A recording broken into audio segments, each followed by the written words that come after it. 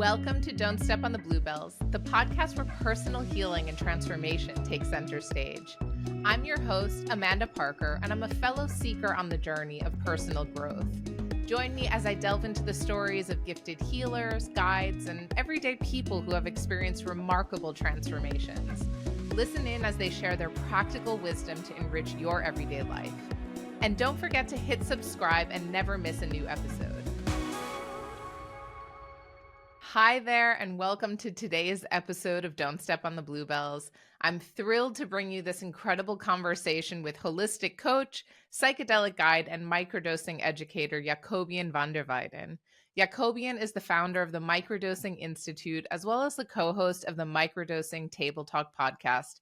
And in today's episode, we're diving into all of the different benefits that you can actually get from working with this incredible plant medicine, from some of the challenges that people face, and learning a lot about Jakobien's own personal story and how she got here. I'm so excited to bring this to you and can't wait to dive in. Let's start now. Hello, everyone. I am so excited to be here today with our incredible guest, Jakobien van der Weijden, who is going to be sharing with us so much wisdom and insight in this world of plant medicine and microdosing. So she has so much knowledge to share, and I cannot wait to really bring some of this information, especially to those of you who maybe don't have as much experience in this world and don't know as much about what are the benefits that you can really get here. So I am really excited, Jakobien, to have you here with us today. Thank you so much for joining. Yeah, same here, and super grateful to be part of your community of healers.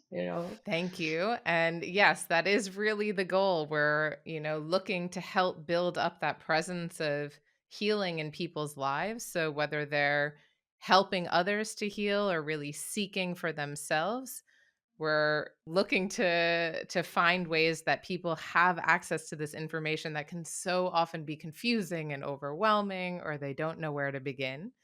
So I would love to get us kicked off just hearing a bit. Maybe you could explain to us. Imagine that you're telling your 5-year-old self what it is that you do in the world today. And tell us, how would you describe that? Yeah.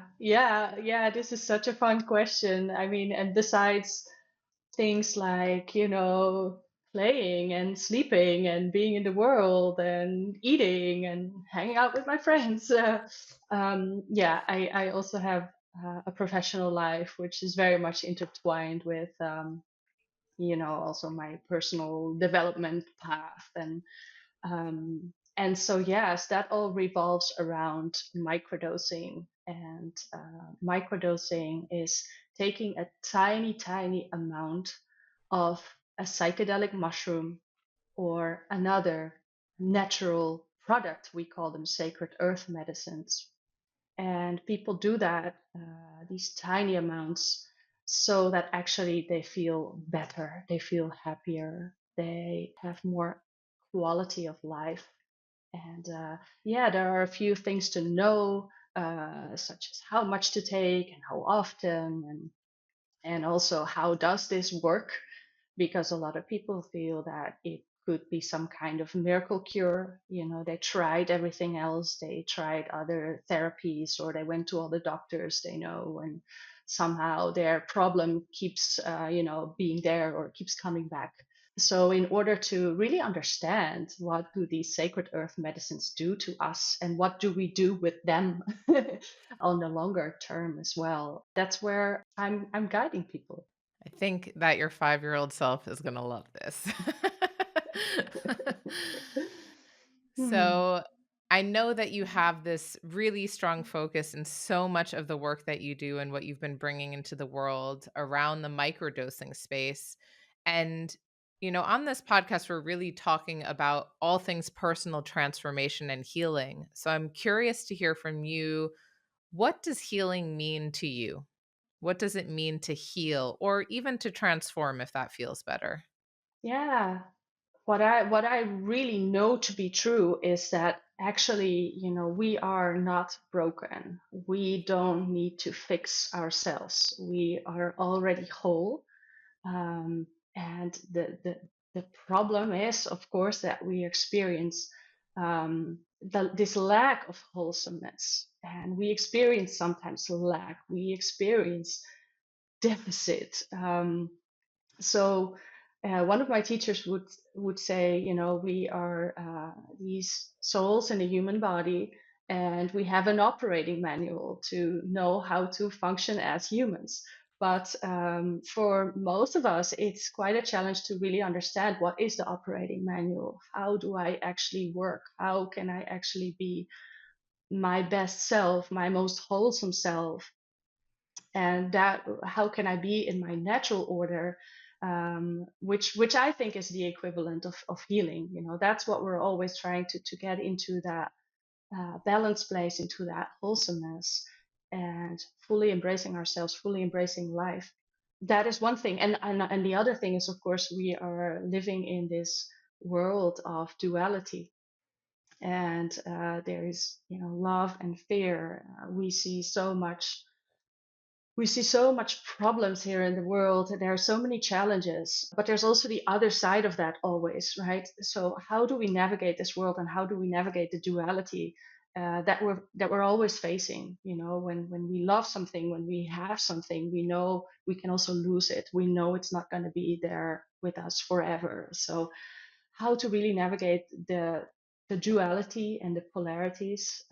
I think that is another big thing of, what we also call healing. I love that understanding that healing is really bringing us back to our natural order. So we actually have a way of being naturally in the world. And then we have the human experience where, as you said, we have that operating model that we're working from. Yeah, And that often leads us to feel out of alignment or exactly. to not really feel well. Yeah, yeah, exactly. And this is also where microdosing comes in. So um, people come to microdosing for a whole range of different reasons, and people experience a whole range of different benefits. From, some people get more energy, more focus, more motivation. They feel more joy, they feel more kindness towards themselves, which I think is a really important one. Less rumination, better sleep. But then also, we found out that it helps with, sometimes it helps with headaches, and even with cluster headaches, the suicide headaches.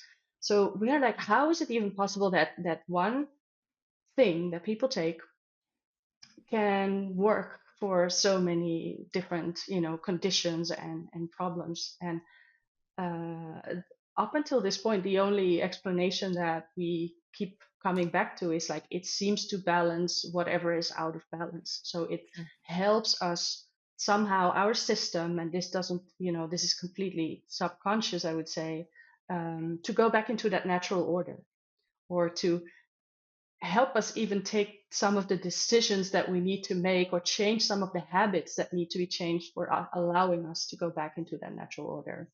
So, just I want to clarify one thing because for a lot of people who are listening, this world will be really new. So, people might be searching for answers or they've been struggling with something and feel a bit at a loss and don't really know how to move forward. And they're listening from a place of curiosity. What is this? Can it help me? Basically. Mm-hmm. You just mentioned a term that I'm not sure most people will be familiar with, which is cluster headaches, and then called it the suicide headache. Could you give it a bit more context for those who don't know what that is? Yeah, yeah. So within the wider context, right? Maybe I should start with microdosing in general. As I said, so many people come to this practice because they've heard that it could give you some benefits. That most people actually, they do it for a while, and they just feel better. They just feel better, and they sort of, like I said, naturally make healthier choices, as if they sort of understand that operating manual a little bit better already. And so this is also one of the things that we facilitate at Microdosing Institute. We basically offer education and guidance and community for people who want to microdose. And we've been doing this since 2017. And at that time, there wasn't that much information available. There was actually only one researcher, Dr. James Fadiman, who had sort of, let's say, he discovered in the Western world that in Silicon Valley, some people would take these very small amounts of psychedelics, not to trip or to have some sort of altered state experience, but because actually it gave them more focus and more energy and more motivation. And he found that so fascinating. So he started actually calling people to say, like, hey, if you're also going to try this, send me a report with your experience, because like do it maybe for a month. And then I would like to gather all this data on you guys. So he had been doing that for, I think, about 6 or 7 years at the time. Um, and then we met him, and he ended up writing books about it and talking conferences about it. And we've been exchanging a lot of information. So we also started building our own community in the Netherlands, where microdosing is actually legal. We have one main primary substance, which is the psychedelic truffles, very similar to magic mushrooms, that are legal in the Netherlands, and a handful of other substances that are not as well known, but also used in the plant medicine space. So we created a community in the Netherlands. People also started microdosing, and we also started collecting their experiences. And this is kind of how we found out that microdosing did not only help with motivation and feeling better, feeling less depressed, having better sleep, having more energy, etc., but also that it helped for some conditions that, and here cluster headaches is really, I think, the best example, because it's a terrible condition to have. There's not much known about it, but it's basically worse than migraines. They come in attacks, in clusters. So for usually several days, the person gets these very strong headaches, and they last for several hours mostly, and they are completely debilitating you. Like, you cannot think anymore. And they call it suicide headaches because literally the only thing you want to do is bang your head against the wall. And there's a bit of medication available. There is an oxygen, getting extra oxygen to sort of abort these attacks. That helps only to a very minor degree. For some people, it doesn't help at all. And there's no preventative medicine whatsoever. So, yeah, for most of these people, this is a lifelong suffering path. And it was already known that psychedelics in the higher doses, because kind of until 2016, me and the other co-founder of Microdosing Institute, we only knew about taking higher doses, and we knew about tripping and about ceremonies, and we also had heard that every now and then having a psychedelic trip, for people who suffer from cluster headaches, it would keep the clusters away, sometimes for like up to 6 months or even more. So that was like a huge gift for these people. And actually, my partner's best friend was a cluster headache sufferer, so they used to do this together every now and then, and he would be his trip sitter and facilitate that for him. But this is not the lifestyle that everyone wants. Of course, not everybody's looking for having these psychedelic experiences. Most people just want to get rid of their cluster headaches. So basically, yeah, his best friend eventually passed away. He took his own life. It was, it ended up being too hard for him. Um, and yeah, my partner still, up until today, think if back then we had known about microdosing, and we had known that actually with smaller doses, taking them more regularly, the clusters can also stay away, or they can also greatly be prevented. And so that's what we discovered later. And so this is one of the medical uses of microdosing. And then some of the other things I've been talking about are more, yeah, I would call it therapeutic use. Yeah. So it sounds like there was really this space where some people were starting to experiment on their own and trying it out in the Silicon Valley world, perhaps Yeah. Mhm. predominantly. And there was a researcher, so this was Dr. James Fadiman, if I got that Yes. right, who started taking this research even deeper. And then you Jakobien, you and your co-founder basically founded the Microdosing Institute to bring this knowledge into the greater world, let's say.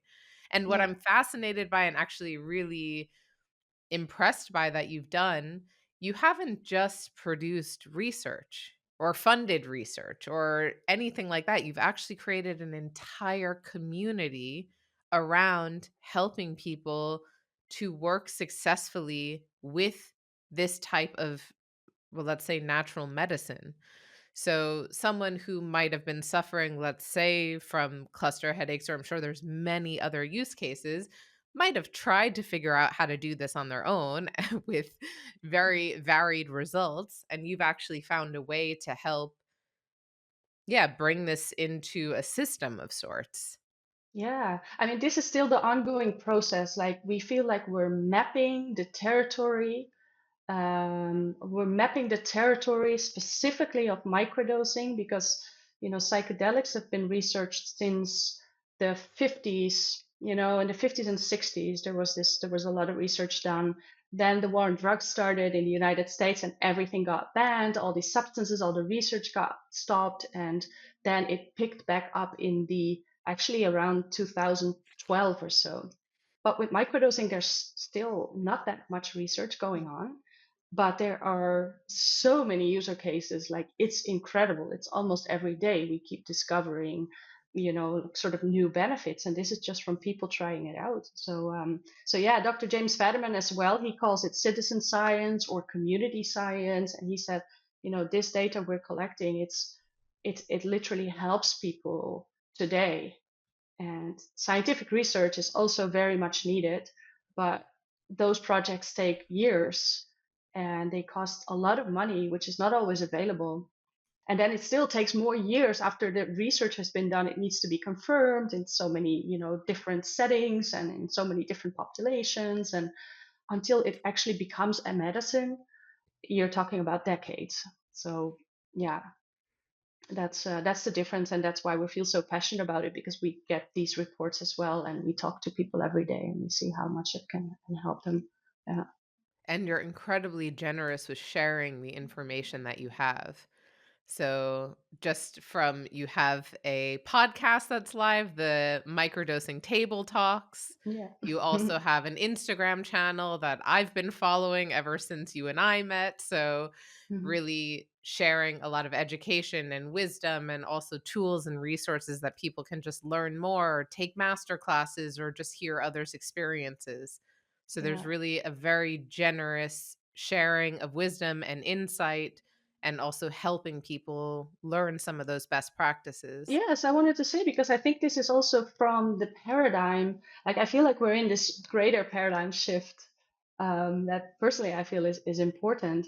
We used to go to the doctor and say, I have this complaint. And then the doctor was sort of the gatekeeper of all that medical knowledge and all the medicines, and then would provide you with the medicine that will hopefully do the job for you, right? And now we're shifting, and this is, I think, very much nature and the plant medicines inviting us and showing us humans, actually, you have your healing in your own hands. You just need to learn your operating manual. You need to learn how nature works, how the natural cycles work, how all of this works. And then you can be your own healer. You are your own healer. So yeah, I think this is the paradigm shift that we're also in. I mean, I don't want to say there's nothing wrong with, of course, doing healing work and providing people tools, which is also what these are, psychedelics, providing people tools. And there's nothing wrong with like charging money for that or having an exchange, of course. But we feel like, yeah, the more generous we can be with this knowledge, yeah, the more educated people get and the more lives will improve. And yeah, yeah, this is important. So I definitely want to dive in and maybe in a few moments, because I'm really curious to understand. A lot of people might have stigma or be afraid of psychedelics, or it sounds like you're doing drugs, or things sound Hmm. scary. Hmm. I definitely want to go there, but I'm really curious first to understand, how did you get here? How did you get into this work to be where you are today? So, a little bit of your story and what brought you here. Yeah, yeah. It's wow, yeah, it's always funny. I find it super funny, like paradoxical, because I was always anti-drugs. Like I thought also like, that's not my world. Those are not my people. I grew up in a small town not too far from Amsterdam. You could get weed, you could get cannabis. It was the most normal thing, but I would like really stay away from it. I didn't feel like it was for me. However, when I moved to Amsterdam for my studies, I was very much sort of like open to new things, and especially like you start to study, you go to university, like everything's going to be new. So I found a job at a smart shop, and smart shops are known as the places where magic mushrooms were sold at the time, and all these other things, they would call it herbal ecstasy, and all these other legal, natural, psychoactive plants and seeds and pills and whatnot. And it was also the early days of the internet, and they were actually one of the first web shops that were selling these things online. And so I started working for them, and we also started going to festivals and trade shows. And so really this whole world, funny new world opened up to me. And of course, my colleagues introduced me to the magic mushrooms, and we started having some trips together. Yeah, so this is kind of, in a way, the practical story of how it all unfolded. It took me a long, long time, really many years, until I could see this was more than just a curiosity, just a recreational drug, just a thing people do. And that was a very gradual process. So at one point, I noticed that I wasn't always completely at ease when I did these trips with other people. Like it made me so self aware, and so it sort of hold up a mirror for me, like, oh, actually, you are very conscious of what other people think of you. And, we're all high, we're all on drugs. So I would be more afraid to, say something, to speak, because your mind goes in all kinds of directions. And I always wanted to make sense. I always wanted to be that person who's sort of steady and grounded and just myself. So I noticed that sort of tension in myself, and I said, you know what? I will take a heroic dose, which is a bit more, which is, around 5 grams of magic mushrooms, and I will do that by myself. I know now kind of what it's like, and I'm curious what happens when the others are not there, and I can just let the experience unfold. And that was really the first super powerful, I would say, mind blowing experience where I suddenly felt I had access to so much intelligence, like a greater intelligence than myself. And also that it was sort of limitless, that there was this, yeah, this infinite notion to it. And I think that sort of set me off on this really path of exploration. And then I wanted to understand, okay, so how does this work in the shamanic traditions in Latin America, where in the Amazon, where people do ayahuasca. And then a few years later on a travel, I stumbled into a tribe where they were literally showing me around, and I saw this vine growing up, like it's a sort of entangled vine. And I said, hey, is this the ayahuasca vine? Yeah, yeah, yeah. Do you want to try it? We can do it tonight. And I was like, okay, yeah, great. Yeah. So over the course of like, I think, well, now it's been more than 20 years, and I think the first 12 years or so, I was doing all these things. I was going after my curiosity, but still, I feel like I had no idea what was really going on. And yeah, there are some lessons that I got actually back in those days from traveling in South America and working with the shamans, and things they said to me that only made sense like a couple of years ago. So I think we need life experience. We need to go through our own life experience in order to, yeah, sort of understand those deeper lessons that these plants can definitely bring to us. And so I feel like it all gets interwoven, and it's all a gradual process, and it's cyclical, so things keep coming back. And at the same time, yeah, I worked in total for 9 years for this company that was the Smart Shop, and they grew and they started branching off with other shops, and it became all more international. Later, I worked at a retreat center. They offered legal psilocybin retreats here in the Netherlands. And I also became part of some initiatives like the Psychedelic Society of the Netherlands, bringing people together, creating community, just having like healthy exchanges about, psychedelics and the experiences people would have, and inviting also lecturers and doing movie nights and all those things. And then later also the Open Foundation, which promotes psychedelic science. And yeah, along the way, I also learned that for me, doing things professionally, so like taking it really serious and going there as a professional and saying like, hey, how can I help you guys, or how can I serve in this environment? That for me has provided like the best learnings, and yeah, it made me connect really deeply to it. Yeah, Well, I was going to say, actually, listening to your story, it sounds, I'm sure at the time it didn't really feel that way because as it's unfolding, I love you were just following your curiosity. What is this? What's happening?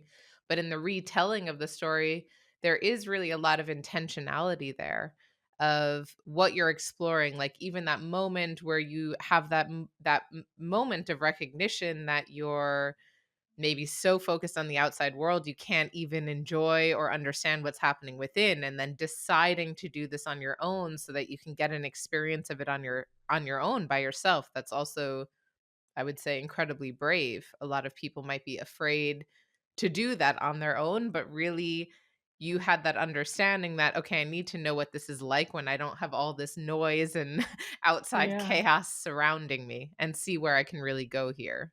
Yeah, yeah, and this is also what I'm saying when I say like it is so intertwined with my personal developmental path. Like it was first, yes, there's the curiosity, and like you said, just wanting to take it one step further and just checking it out. But on the other hand, like I grew up and I was like the shyest person alive. Like I was seriously afraid of people. And I was like, how the hell am I going to make it in this world? I just felt super alienated. I felt so different from everyone. I thought there was something wrong with me. I think they call this the wound of separation. Like you feel separated from everything else. You don't realize that, we're essentially all the same and everything is connected and we really need each other, right? And we're constantly in relationship. But I learned that with psychedelics. And this example of, yeah, me preferring to do that trip on my own was also so that I could just let go of that shyness and that, sort of peeling off those layers of just not wanting to be in contact with the outside world at that moment. But it helped me go deeper. And then from there, I could, slowly understand so much more that I also overcame the shyness and the people fear. Well, Yeah. it's fascinating because I talk about this a lot in my own work. This sense of so much noise around me that it's really hard to tune out that noise and go within.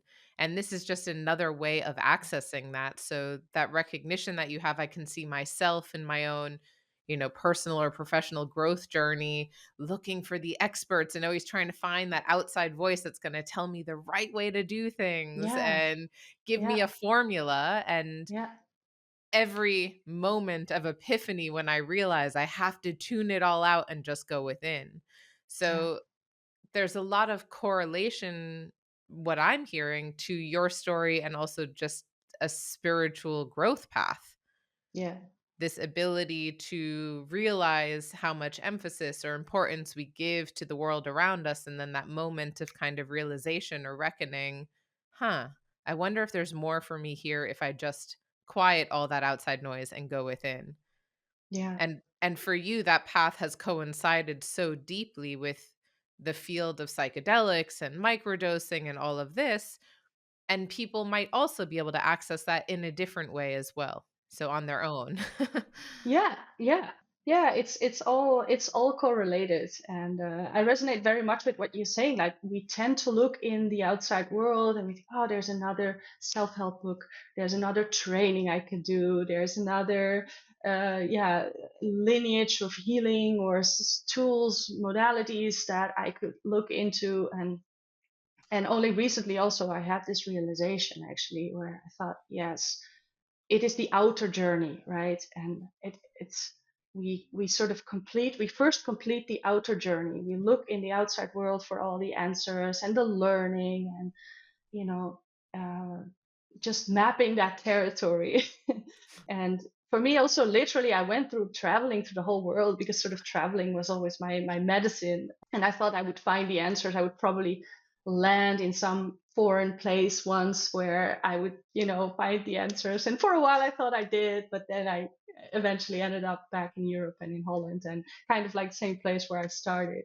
So, and then after the outer journey, we realize it's actually a journey within where we continue our learning process and our growth. And yeah, finding that stillness, you said it so beautifully, like shut off all the outside noise. And this is also, yeah, I think this is why today so many people are, struggling with their mental health and with burnout and with ADHD, for instance. We have also a lot of clients with ADHD, and it's like we get so much stimuli and we constantly want to bounce off those stimuli. And if we can really calm down and slow down and shut off the noise and go within and try to stay there for a bit, yeah, that's a whole different experience. Yeah, And even as the teacher or the healer or the guide, or in my case, the coach, it's very hard to do that in my own day to day. So I'm very well practiced and I understand, best practices and how to feel yeah, well and how to go within. And then all of a sudden, yesterday, I'm telling my husband, I have been on my phone way too much in the last few weeks. What's going on? And then I have to, set external limitations to get me off there so I yeah, can keep doing the inner work that I know actually feels good.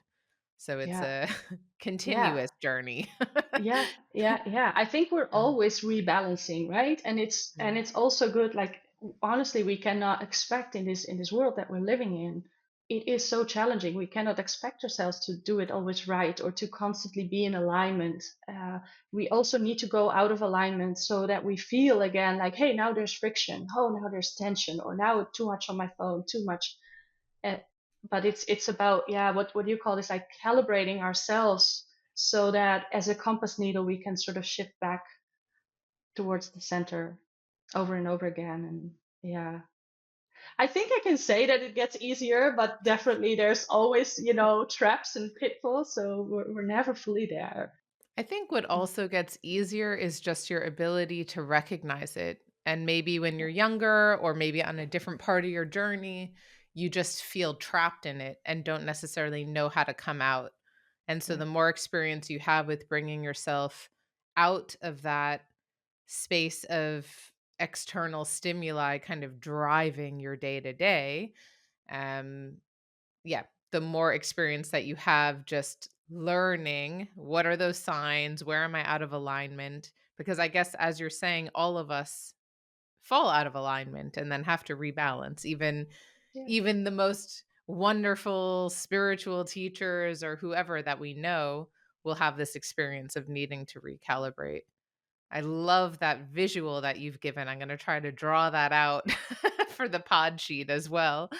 That really showcases exactly that process, because I think it's so human and so relatable. And I think in my own journey, I can say that I often reach a point where I'm like, yes, I've made it.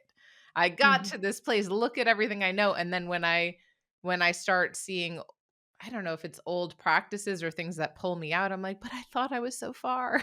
And yeah, just yeah. realizing actually this is just part of the human experience as well. Yeah, yeah.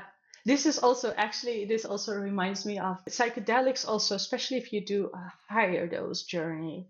You get sometimes these cosmic jokes Like it literally could be the universe or Mother Earth or something telling you like, oh, you thought you made it there, right? Hey, but that's the ego. You thought you got rid of it. You thought you it's constantly actually telling us and showing us the paradox of that we're trying to reach a certain point, but actually it's all about moving and dancing the dance. And there's also some really that spiritual teachers that I like very much to say it's all play, it's constant motion, and the energy constantly wants to just kind of try things out and move in different directions. And then we feel when it goes too far, we feel, but we need to experience these things. Like this is also the thing of being human. So yeah, it's a, I mean, it's a spiritual understanding, and at the same time, it's like, how does it play out here in our lives here on Earth? So, on this journey to where you are today with the institute and the speaking that you do and everything, what's been one of the biggest challenges or setbacks that you would say that you faced getting here? Yeah, good question. The challenging part is that actually the challenging part, I see it more in the community itself, that people come to psychedelics and because it is, it's kind of one step further, it's a bit out of the ordinary.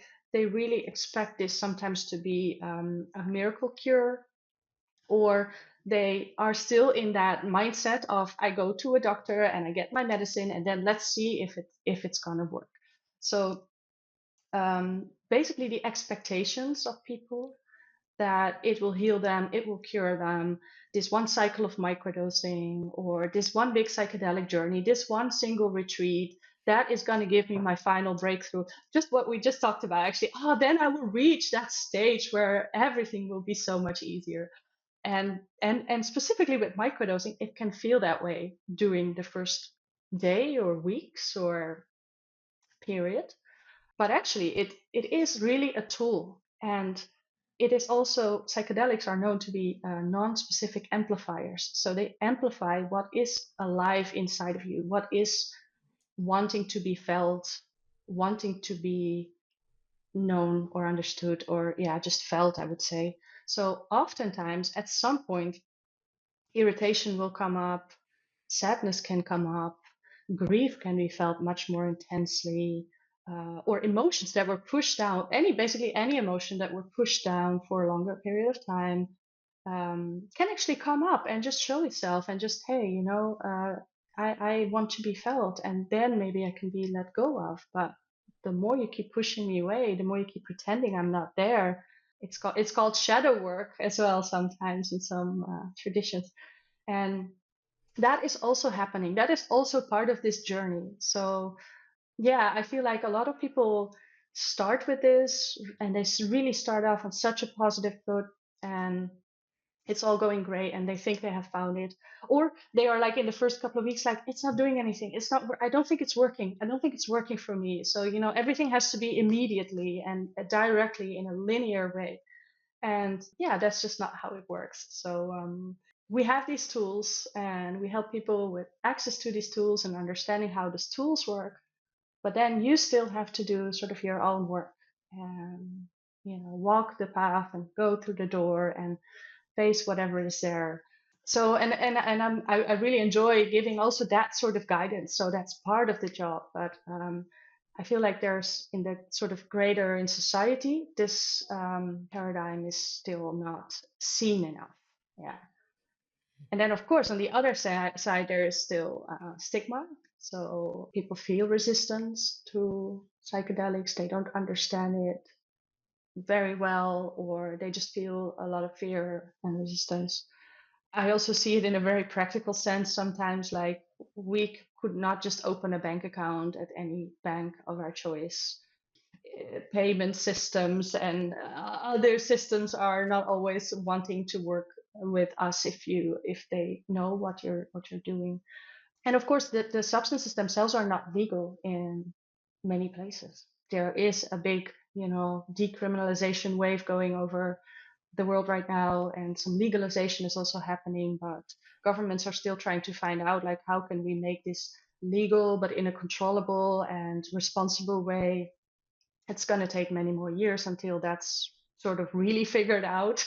So a lot of people are having to sort of put themselves a bit at risk to find mushrooms or to buy some LSD, or and that also makes it sometimes a bit more difficult. And that's also probably a very important reason why a lot of people who could benefit from this simply don't have access or simply just don't want to go there. So I hear, I think, three main points, like three big challenges that, well, that you're facing, but really in bringing the word out and helping people. There's, on the one hand, that it's not just a miracle cure, it's a Mhm. tool in someone's toolbox that can greatly support them on the journey to healing.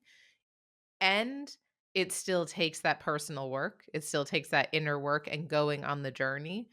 So even if you're experiencing what I was always taught by my Reiki teacher, like a healing crisis, when Mhm. you all these emotions and suppressed Yeah. feelings start to surface, and sometimes you actually feel worse before you feel better. Yeah. Um, or the alternate side, which is that you're not really feeling anything and you're ready to give up, but it also just takes time to build up and develop a Yeah. relationship with that. Yeah. Then this area of like systems and stigma. So the systems are not always set up to support this, and there's a lot of stigma still. So even for you in getting the support you need to keep the business running, there's a lot of stigma around that. And then look at the people who are actually brave enough to step outside from maybe what their community thinks is normal or what society says is okay, and find that support that way. And then, of course, there's the legal question. So it's not legal in every country, and that varies. So people need to actually check in. Is this okay where I'm living? And if not, Yeah. what might be alternatives that I can look Yeah. into to support me without creating undue risk for themselves?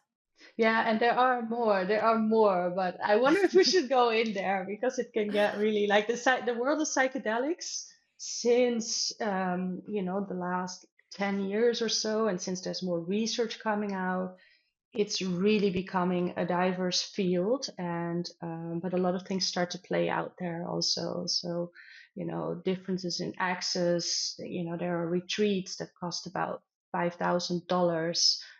Um, so access problems, whereas people who are, let's face it, people who are poor, they probably need it the most. Like poverty, mental health issues are kind of interlinked. Then there's the whole race, gender. There's also big pharma is now entering the psychedelic space, so they are developing compounds that either mimic the existing psychedelic molecules, the ones that cannot be patented because they are natural, they are just in nature. But they develop other compounds that can be patented, and there's sort of all sorts of strategies that are just part of capitalism, actually, that are also playing out now. Yeah, and in the end, how I see it is, it is not just a medicine that you start handing out to people. It requires community guidance, relationship, like sort of going on this path of learning and really understanding yourself. Ideally, you don't do that alone, but you do that with some guidance and some support and in a community. And that's just people coming together. Like that is not something that can be monetized, or, it's, or the same as therapy. I'm really a proponent of therapy. When you feel that you need it, go and see a therapist, really. But yeah, that cannot be scaled, or so it's like, how many sessions do you need? And it's just the time between you and the therapist that cannot really be capitalized on. But there's a lot of big companies that are now in the stock market that are trying to find models where they can, heal as many people with as little psychedelics and as little therapeutic supervision as possible.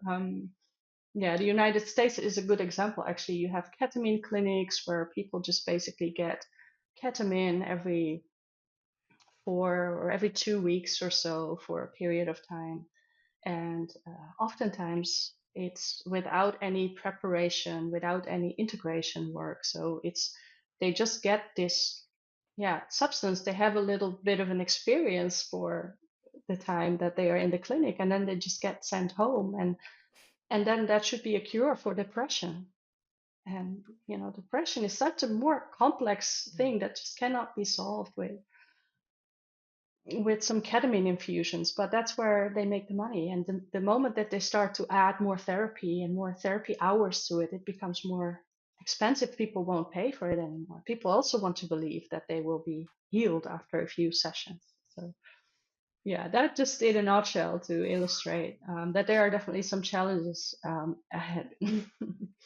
Yeah, definitely. And I think it's really important to say, and this will be all in the show notes and on the pod sheet, but for people who are looking for more information on what they can do, what they can access, how they can work with different types of microdosing or the different options that they have, really going onto the Microdosing Institute website is going to give you 90% of those answers that you're looking for, maybe even 100, but I don't want to make false claims. And you'll Mhm. have the links to all of that in the show notes as well. So for someone who's listening, who's, their curiosity is now piqued and they say, okay, this sounds like this could be something for me. It might really be able to help me. Mhm. What does that look like? So for someone who's starting out and decides they really want to engage in this journey with microdosing, what's the best way for them to start? Yeah, I think I would say also follow your curiosity and see if it really what sparks your curiosity, what makes you interested in, using this tool. Um, and I would say really go on the internet and Google it and see if you can find stories. Like, so for instance, I said before, we have a lot of people in our community with ADHD, and they come to microdosing because they heard it helps them focus. But again, there's so much more to it. So it would be really good to read some more stories, go on Reddit, and check what the other ADHDers are saying. And the same goes for if you have depression or you're looking to regulate your hormonal cycles or PMS issues more, or any of the things that microdosing could potentially help with.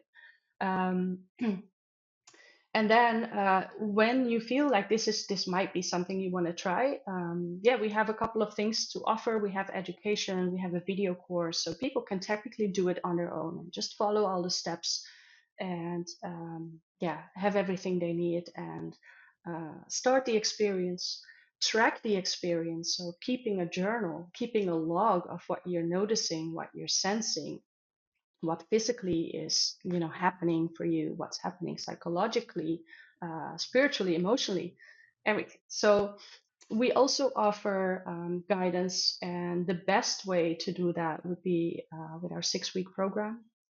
So the 6-week program is where basically there is this arc, which also start with a preparation, with practically setting yourself up for microdosing, and also working with an intention. And I do want to mention this because being intentional with anything, with any new tool or practice, it makes all the difference, right? It tells you and your system, okay, I want to go in this direction. Like, this is where what it's really about for me, and this is who I want to become. So, and then everything that happens on the way also will be in service of that intention. Even the things that might not be super welcome in the beginning, or like you said, things may get worse first before they get better, but with your intention you go there. And so in the 6-week program, yeah, we offer this arc, this journey, and that is a group program, so you'll also be sharing that with others and learning from each other. And we always say it's our stories are our medicines, and sharing is also a medicine. Another thing that I want to mention, which I'm also really passionate about, is so we work with facilitators. So we really believe that if this is a facilitated process and you're receiving some guidance from a professional, also you get much more out of it. And we are very passionate about working not only with Western facilitators, but also with indigenous facilitators that come from a lineage where magic mushrooms were being used for generations in the household, both in ceremony, but also in microdoses. It was sort of like a household medicine. It would be taken when someone in the family wasn't feeling well for whatever reason. It could have been a physical reason, it could have been a spiritual reason, it could have been some sort of blockage.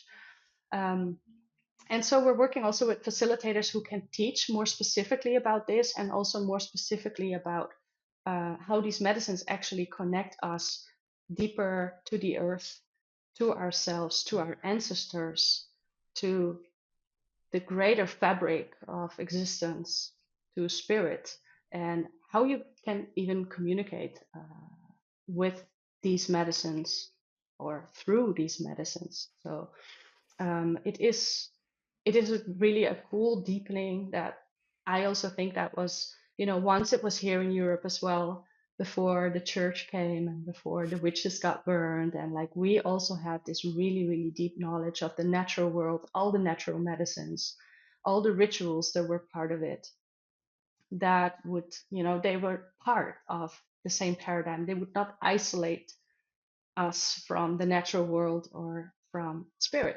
So yeah, we want to make some effort in any way we can before it's too late to also bring that back, and to because it's for everyone. It's not just something that our way past ancestors did, or that the people in Mexico do, or in the Amazon. No, it's really for all of us.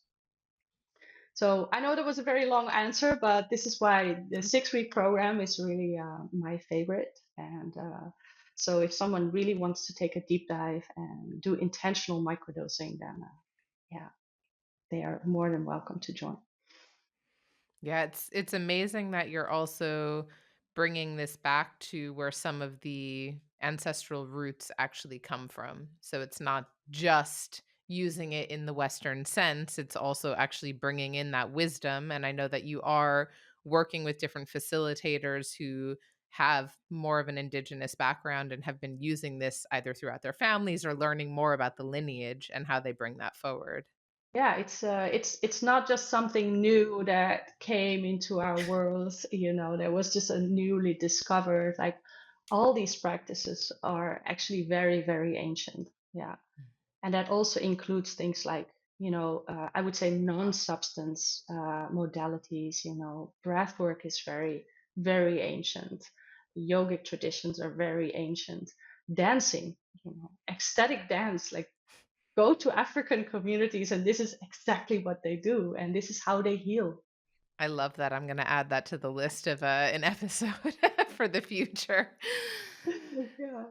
So, there's a lot of information and wisdom in this space. Where would you guide people to maybe listen, if there's podcasts or books that you'd recommend where people can get some more insight and information? What would you say is worth checking out?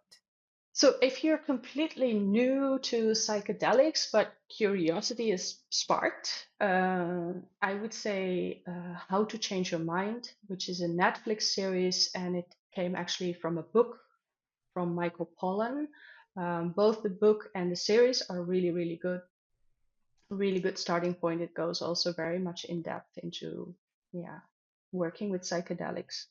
Another very inspirational documentary is Fantastic Fungi. So it's all about the magic of mushrooms in the widest sense of the word. Also very inspiring. Mm, and yeah, let me think of. And when it comes to microdosing specifically, we have our own podcast, Microdosing Table Talks.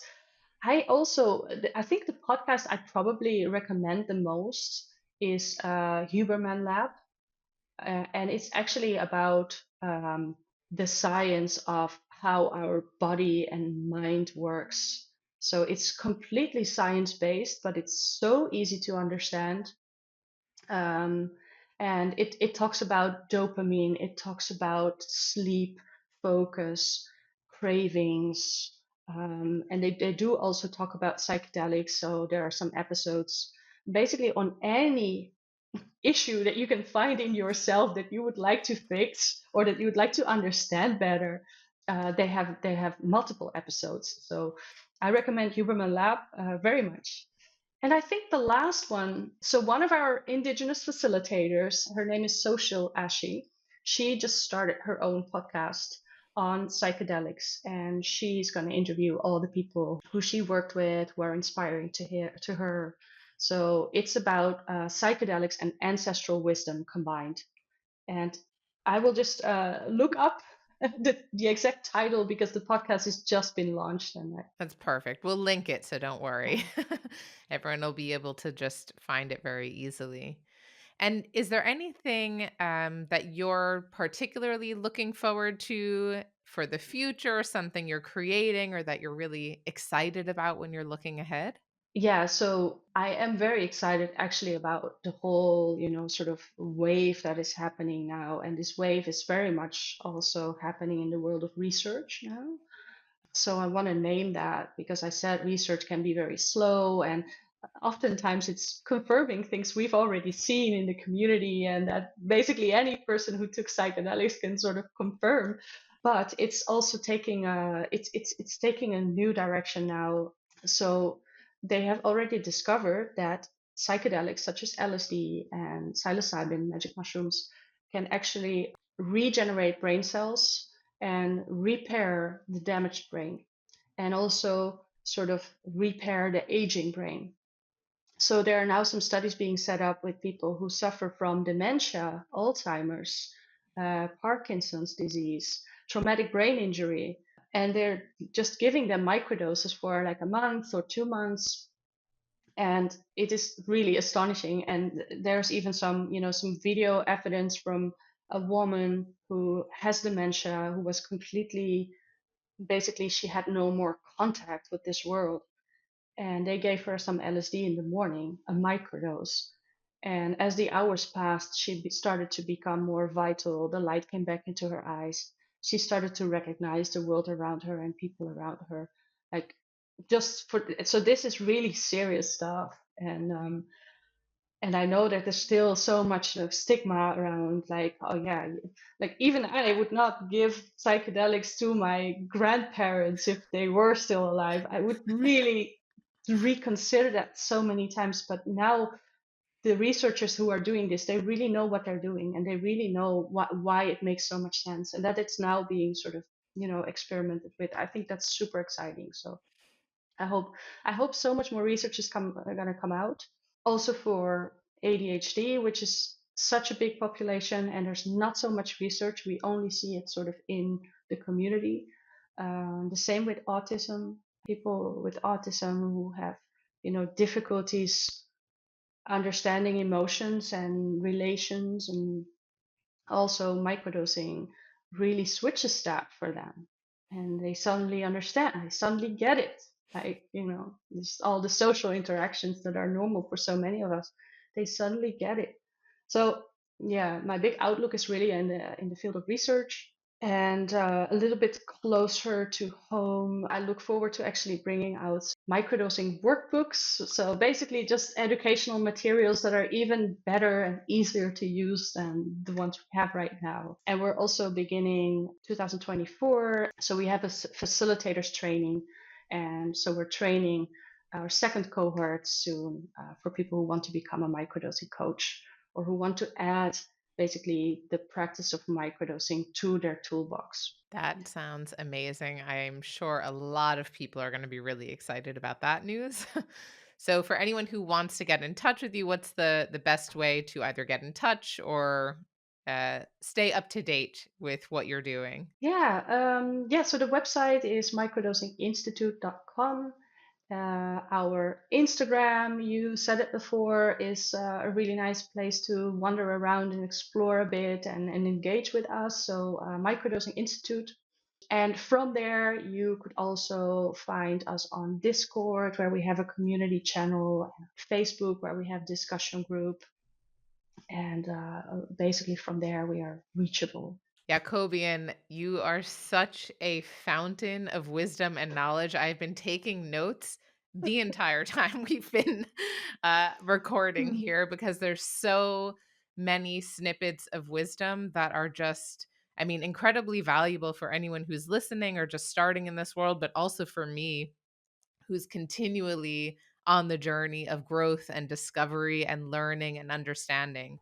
So I am so, so thankful that you've been here and really once again so generous with all of that insight and wisdom that you have.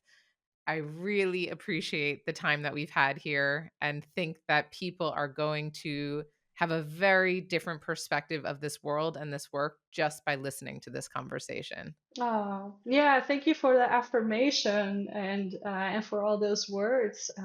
Yeah, I love doing this, and yeah, sometimes it feels a bit like, going from one world into the other, and at the same time I also get the confirmation all the time that actually people find it very natural, and that they, yeah, this exploration that we've been mentioning a couple of times is so natural for so many of us. And then, yeah, we're all just kind of helping each other to take another step into a direction. And yeah, I feel like this is actually what's going on, and it's yeah, it's just really good energy. And yeah, I'll just hope we can keep doing this. And yeah, thank you so Absolutely. much for inviting me. I have a million more questions, but of course, we're going to complete for today. And I am sure this is not going to be the last conversation that we have. So No. thank you so much, Jakobien, for being here, and to everyone listening. And you can find all the information that we talked about today in this episode's show notes, and download the pod sheet, which is going to give you some more detail and information in a way that you'll be able to actually work through this and see how it might apply to your own life. So thanks a lot, and see you next time. Thanks for joining us on this week's episode. Don't forget to hit that subscribe button so you never miss a future episode. To dive deeper into today's conversation, make sure to visit www.don'tsteponthebluebells.com and grab your exclusive pod sheet. It's packed with valuable takeaways that will enrich your listening experience. Until next time, stay curious and keep exploring.